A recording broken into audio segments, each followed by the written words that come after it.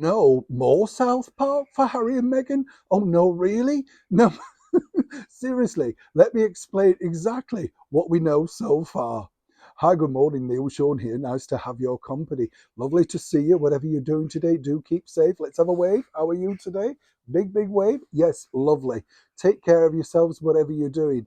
Now, it's interesting, isn't it? Because one of the biggest projects that's emerged from recent royal stories is that of Harry and Meghan's worldwide privacy tour. You can't help but smile. It's just good fun.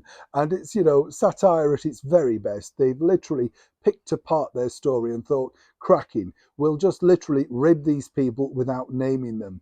And, obviously for them, they've got to show a sense of humour.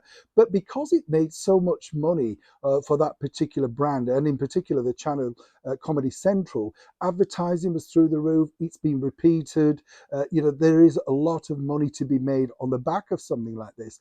Far more successful than the sit-down interviews with Prince Harry on the likes of Anderson Cooper. No one wants to buy that.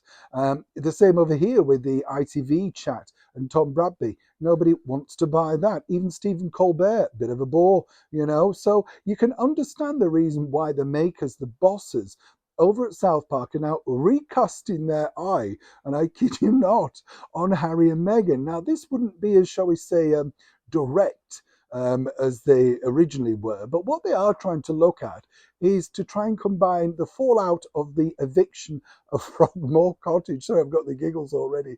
Of Frogmore Cottage and what could happen regarding that particular story. I think it's a fascinating idea.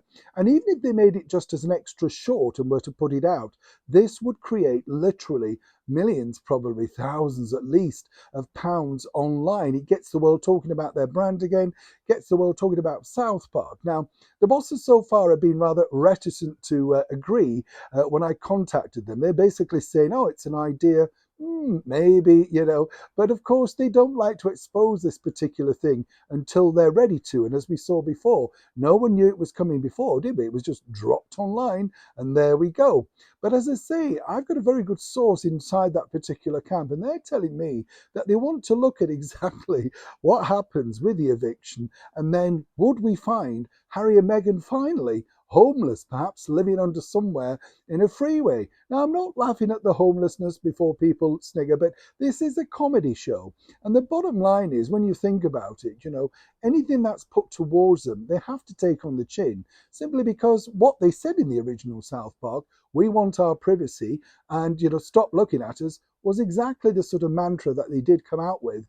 But the bottom line now is, of course, it's been turned for comedic value, something that clearly both Harry and Meghan are not happy with. But what fun it would be if the creators once again relooked at the ongoing breaking stories that are happening daily over here from the United Kingdom regarding the former royals. As ever, when I know more, you'll know more.